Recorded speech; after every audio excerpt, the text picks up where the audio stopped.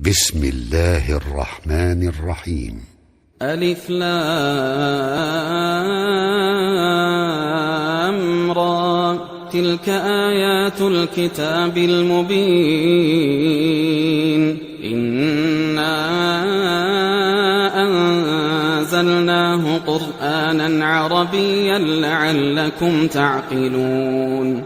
نحن نقص عليك أحسن القصص بما أوحينا إليك هذا القرآن وإن كنت من قبله لمن الغافلين.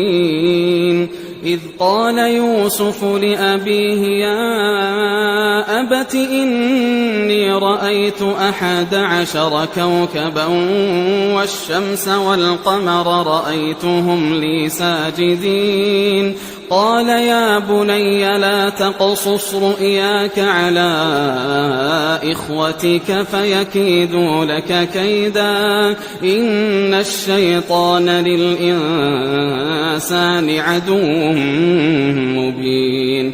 وكذلك يجتبيك ربك ويعلمك من تأويل الأحاديث ويتم نعمته عليك وعلى آل يعقوب كما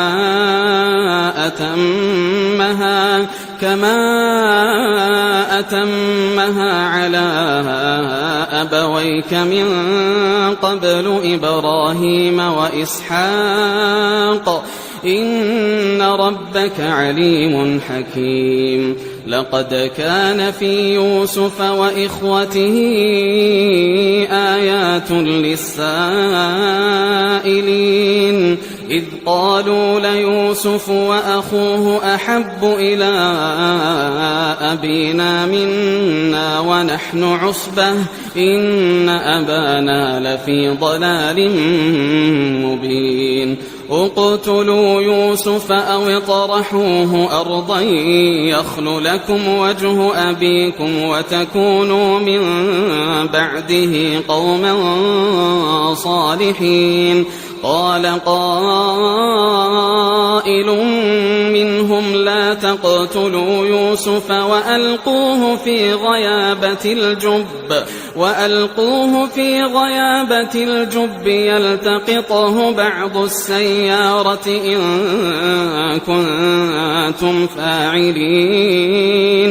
قالوا يا أبانا ما لك لا تأمنا على يوسف وإنا له لناصحون. أرسله معنا غدا يرتع ويلعب وإنا له لحافظون. قال إني ليحزنني أن تذهبوا به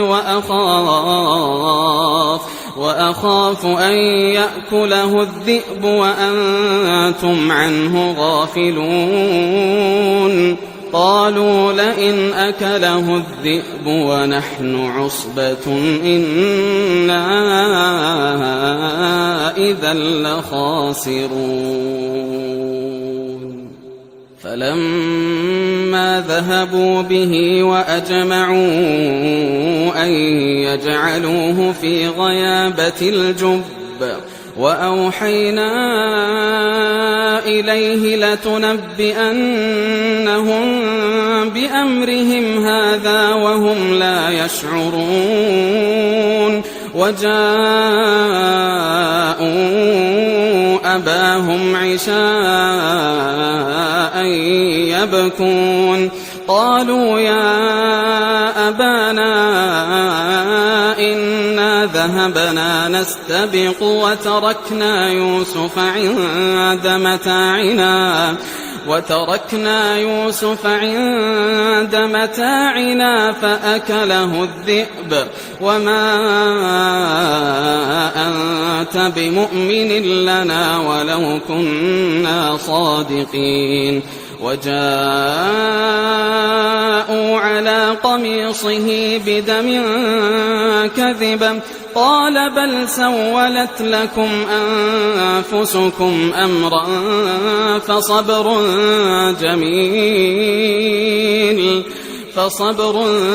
جميل والله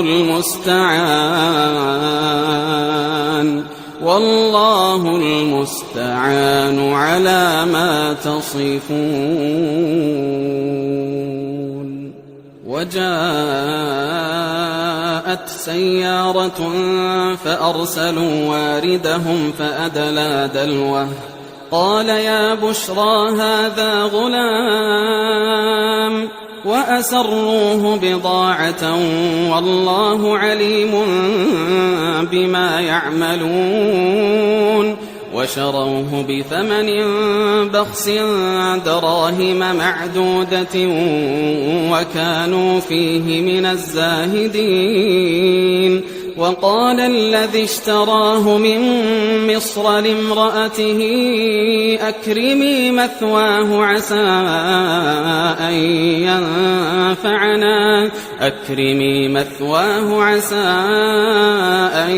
ينفعنا أو نتخذه ولدا وكذلك مكنا ليوسف في الأرض ولنعلمه من تأويل الأحاديث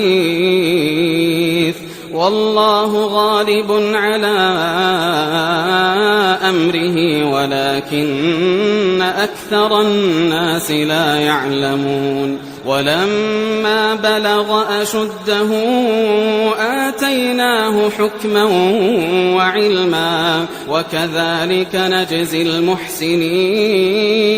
وراودته التي هو في بيتها عن نفسه وغلقت الأبواب وقالت هيت لك قال معاذ الله إنه ربي أحسن مثواي إنه لا يفلح الظالمون. ولقد همت به وهم بها لولا أن رأى برهان ربه كذلك لنصرف عنه السوء والفحشاء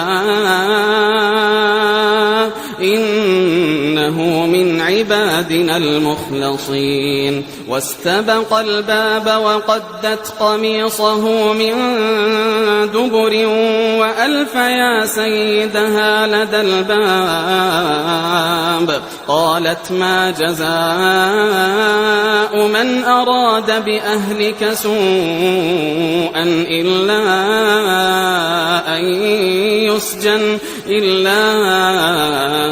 أن يسجن أو عذاب أليم. قال هي راودتني عن نفسي وشهد شاهد من أهلها إن كان قميصه قد من قبل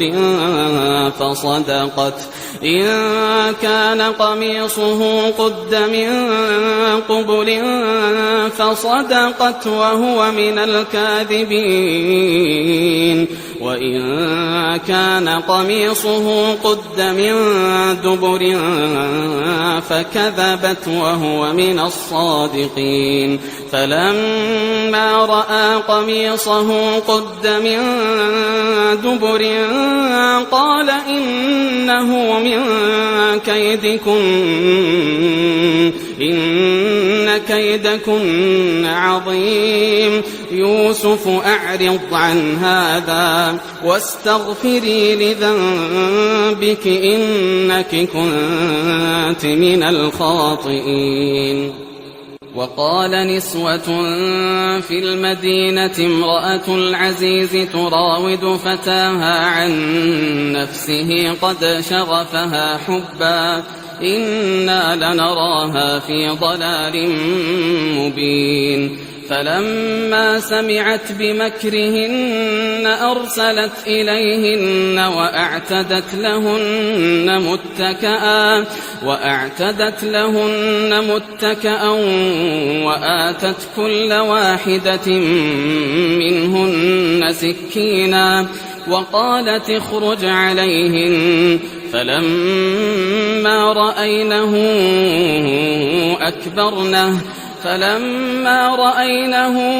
أكبرنه وقطعن أيديهن وقلن حاش لله ما هذا بشرا إن هذا إلا ملك كريم قالت فذلكن الذي لمتنني فيه ولقد راودته عن نفسه فاستعصم ولئن لم يفعل ما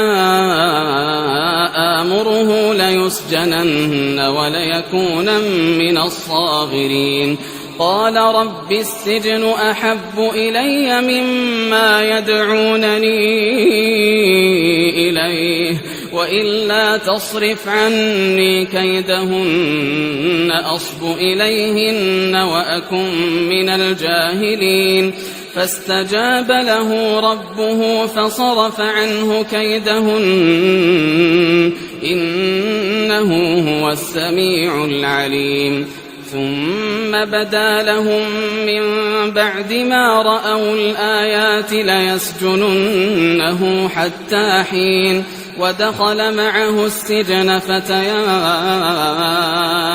قال أحدهما إني أراني أعصر خمرا وقال الآخر إني أراني أحمل فوق رأسي خبزا تأكل الطير منه نبئنا بتأويله إنا نراك من المحسنين قال لا يأتيكما طعام ترزقانه إلا نبأتكما بتأويله قبل أن يأتيكما ذلكما مما علمني ربي إني تركت ملة قوم لا يؤمنون بالله وهم بالآخرة هم كافرون واتبعت ملة آبائي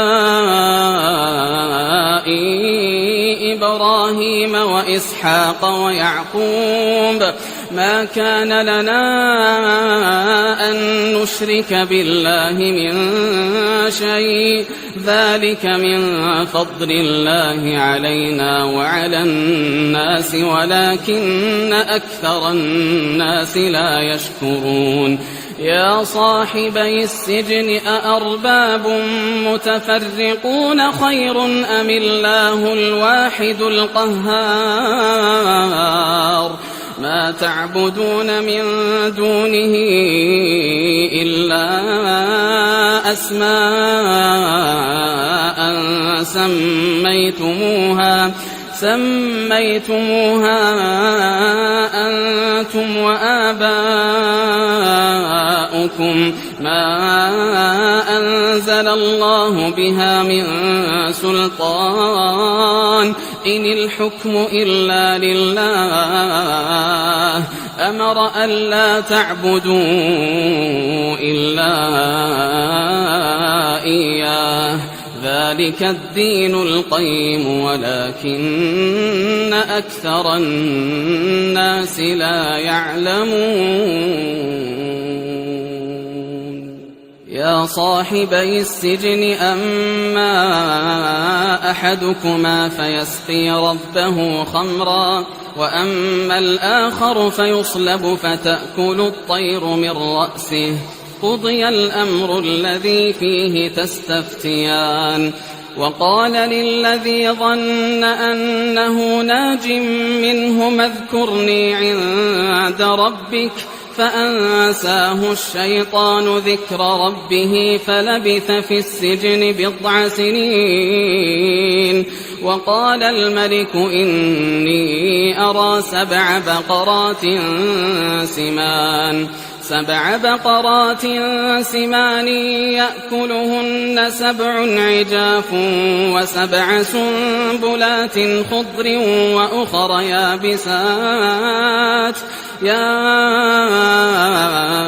أيها الملأ أفتوني في رؤياي إن كنتم للرؤيا تعبرون قالوا أضغاث أحلام وما نحن بتأويل الأحلام بعالمين وقال الذي نجا منهما وادكر بعد أمة أنا أنبئكم بتأويله فأرسلون يوسف أيها الصديق أفتنا في 7 بقرات سمان يأكلهن 7 عجاف و7 سنبلات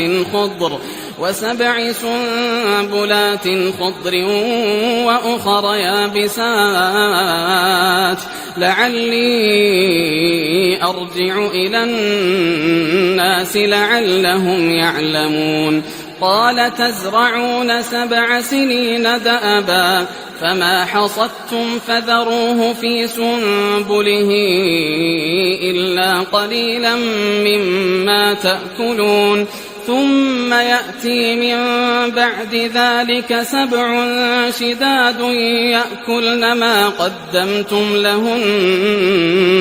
يأكلن ما قدمتم لهن إلا قليلا مما تحصنون ثم يأتي من بعد ذلك عام فيه يغاث الناس وفيه يعصرون وقال الملك ائتوني به فلما جاءه الرسول قال ارجع إلى ربك فاسأله ما بال النسوة اللاتي قطعن أيديهن إن ربي بكيدهن عليم قال ما خطبكن إذ راوتن يوسف عن نفسه قلنا حاش لله ما علمنا عليه من سوء قالت امرأة العزيز الآن حصحص الحق أنا راودته عن نفسه وإنه لمن الصادقين ذلك ليعلم أني لم أخنه بالغيب وأن الله لا يهدي كيد الخائنين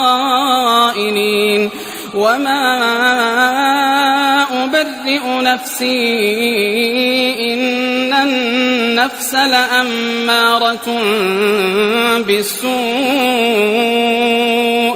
إن النفس لأمارة بالسوء إلا ما رحم ربي إن ربي غفور رحيم وقال الملك ائتوني به أستخلصه لنفسي فلما كلمه قال إنك اليوم لدينا مكين أمين قال اجعلني على خزائن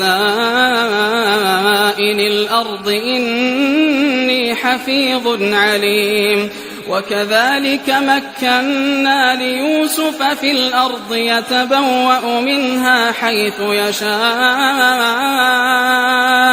نصيب برحمتنا من نشاء ولا نضيع أجر المحسنين ولأجر الآخرة خير للذين آمنوا وكانوا يتقون وجاء إخوة يوسف فدخلوا عليه فعرفهم وهم له منكرون ولما جهزهم بجهازهم قال ائتوني بأخ لكم من أبيكم ألا ترون أني أوفي الكيل وأنا خير المنزلين فإن لم تأتوني به فلا كيل لكم عندي ولا تقربون قالوا سنراود عنه أباه وإنا لفاعلون وقال لفتيانه اجعلوا بضاعتهم في رحالهم لعلهم يعرفونها إذا انقلبوا إلى أهلهم لعلهم يرجعون. فلما رجعوا إلى أبيهم قالوا يا أبانا منع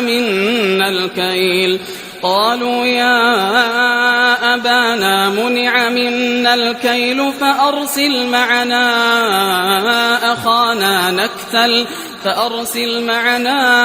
أخانا نكتل وإنا له لحافظون. قال هل آمنكم عليه إلا كما أمنتكم على أخيه من قبل فالله خير حافظا وهو أرحم الراحمين. ولما فتحوا متاعهم وجدوا بضاعتهم ردت إليهم قالوا يا أبانا ما نبغي هذه بضاعتنا ردت إلينا ونمير أهلنا ونحفظ أخانا ونزداد كيل بعير ذلك كيل يسير. قال لن أرسله معكم حتى تؤتون موثقا من الله لتأتونني به إلا أن يحاط بكم. فلما آتوه موثقهم قال الله على ما نقول وكيل. وقال يا بني لا تدخلوا من باب واحد وادخلوا من أبواب متفرقة وما أغني عنكم من الله من شيء إن الحكم إلا لله عليه توكلت وعليه فليتوكل المتوكلون. ولما دخلوا من حيث أمرهم أبوهم ما كان يغني عنهم من الله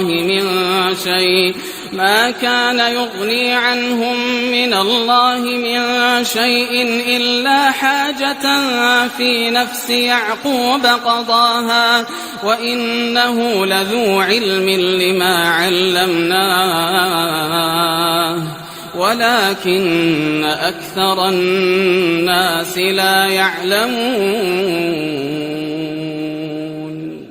ولما دخلوا على يوسف آوى إليه أخاه قال إني أنا أخوك فلا تبتئس بما كانوا يعملون. فلما جهزهم بجهازهم جعل السقاية في رحل أخيه ثم أذن مؤذن أيتها العير إنكم لسارقون.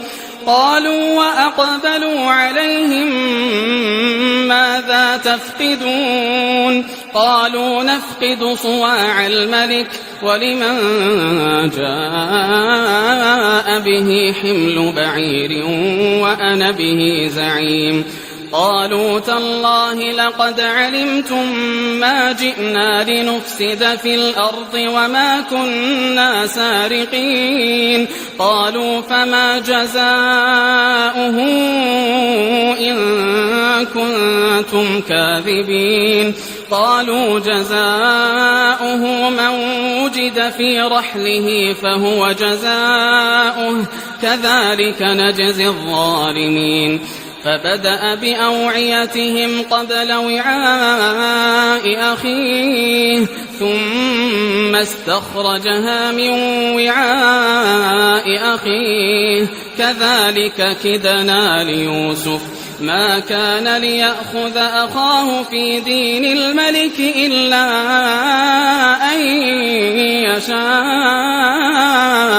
الله نرفع درجات من نشاء وفوق كل ذي علم عليم.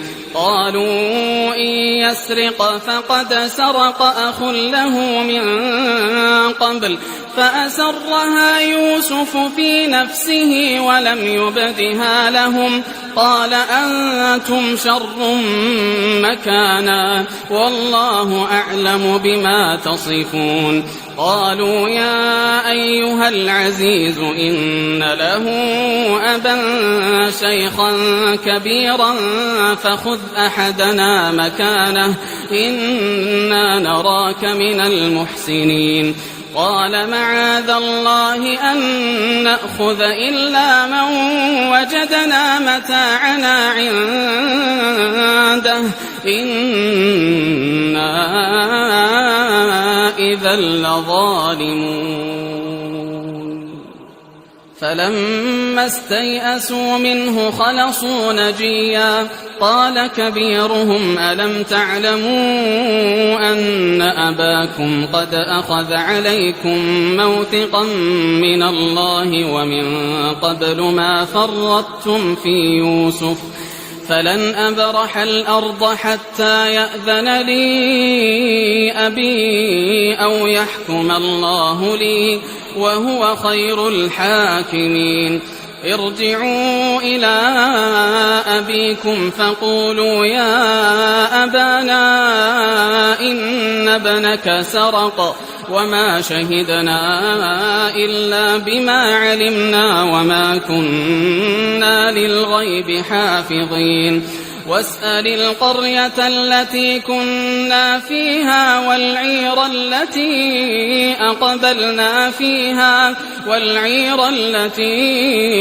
أقبلنا فيها وإنا لصادقون قال بل سولت لكم أنفسكم أمرا فصبر جميل عسى الله أن يأتيني بهم جميعا إنه هو العليم الحكيم وتولى عنهم وقال يا أسفا على يوسف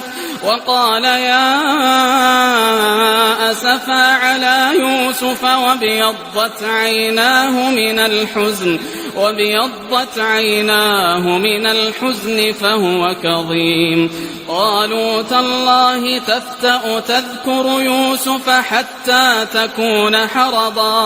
حتى تكون حرضا أو تكون من الهالكين قال إنما أشكو بثي وحزني إلى الله وأعلم من الله ما لا تعلمون يا بني يذهبوا فتحسسوا من يوسف وأخيه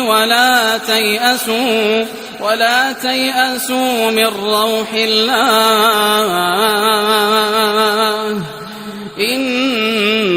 إنه لا ييأس من روح الله إلا القوم الكافرون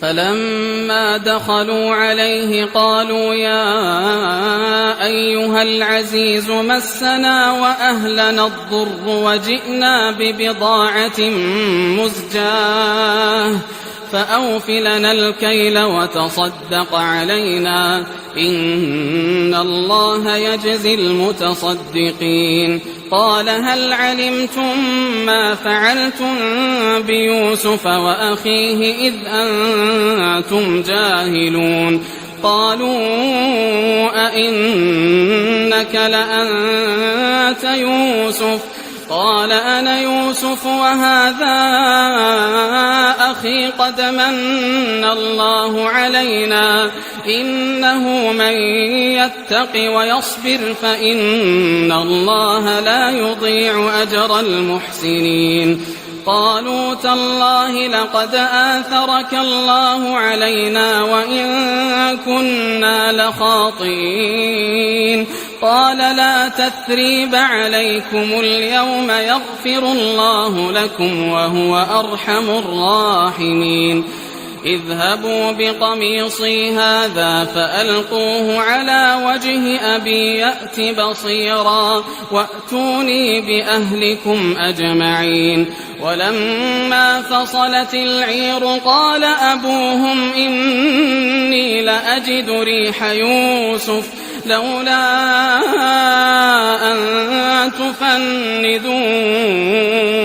قالوا تالله إنك لفي ضلالك القديم. فلما أن جاء البشير ألقاه على وجهه فارتد بصيرا قال ألم أقل لكم إني أعلم من الله ما لا تعلمون. قالوا يا أبانا استغفر لنا ذنوبنا إنا كنا خاطئين. قال سوف أستغفر لكم ربي إنه هو الغفور الرحيم. فلما دخلوا على يوسف آوى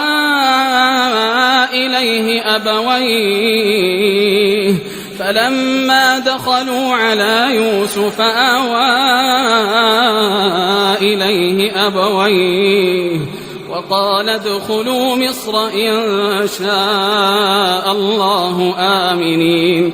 ورفع أبويه على العرش وخروا له سجدا وقال يا أبت هذا تأويل رؤياي من قبل قد جعلها ربي حقا وقد أحسن بي إذ أخرجني من السجن وجاء بكم من البدو من بعد أن نزغ الشيطان بيني وبين إخوتي إن ربي لطيف لما يشاء إنه هو العليم الحكيم. رب قد آتيتني من الملك وعلمتني من تأويل الأحاديث فاطر السماوات والأرض أنت ولي في الدنيا والآخرة توفني مسلما وألحقني بالصالحين. ذلك من أنباء الغيب نوحيه إليك وما كنت لديهم إذ أجمعوا أمرهم وهم يمكرون. وما أكثر الناس ولو حرصت بمؤمنين وما تسألهم عليه من أجر إن هو إلا ذكر للعالمين. وكأين من آية في السماوات والأرض يمرون عليها وهم عنها معرضون وما يؤمن أكثرهم بالله إلا وهم مشركون. أفأمنوا أن تأتيهم غاشية من عذاب الله أو تأتيهم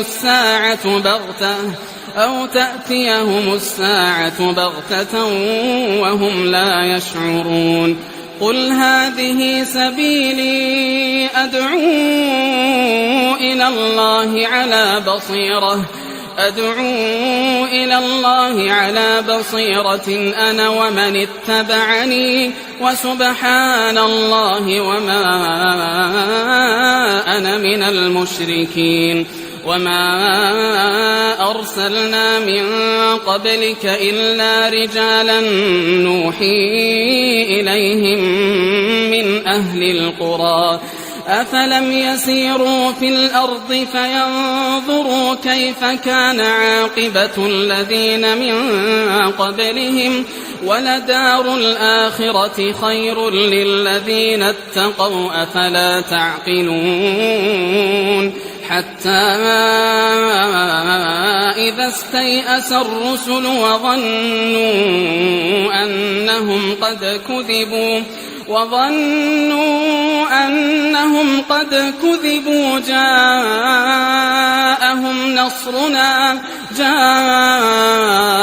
نصرنا فنجي من نشاء ولا يرد بأسنا عن القوم المجرمين. لقد كان في قصصهم عبرة لأولي الألباب ما كان حديثا يفترى ولكن